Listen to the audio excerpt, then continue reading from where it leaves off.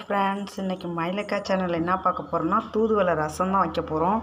அதுக்கு ஒரு கையளவு தூதுவளை எடுத்து கழுவி கொண்டு வந்து வச்சுருக்கோம். தலையை ஒரு ஸ்பூன் ஜீரகம், ஒரு கட்டி பூண்டு, ஒரு ஸ்பூன் மிளகு, 4 வரமிளகா, ஒரு தக்காளி.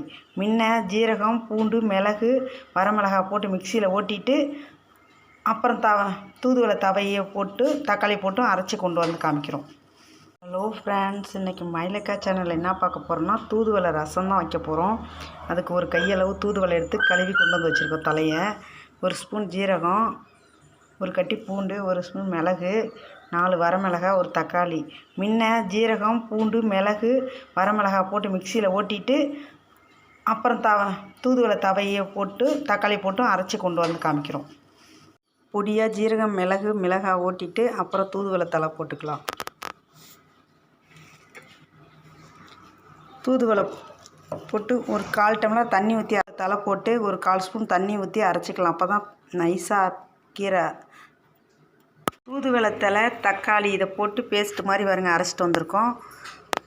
பெரிய நெல்லிக்காய் சைஸில் புளி எடுத்து கரைச்சி ரெடி பண்ணிக்கலாம். தூதுவளை ரசம் வைக்கிறதுக்கு எண்ணெய் கடாயில் ஊற்றி வச்சாச்சு. இப்போ எண்ணெய் காஞ்சதும் கடுகு போட்டு கருவேப்பிலை போட்டுக்கலாம்.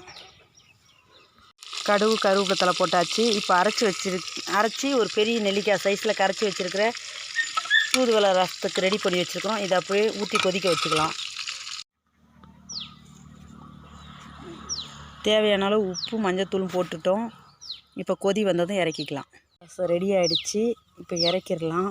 இதை சூப்பு மாதிரியும் கிளாஸில் ஊற்றி குடிக்கலாம்.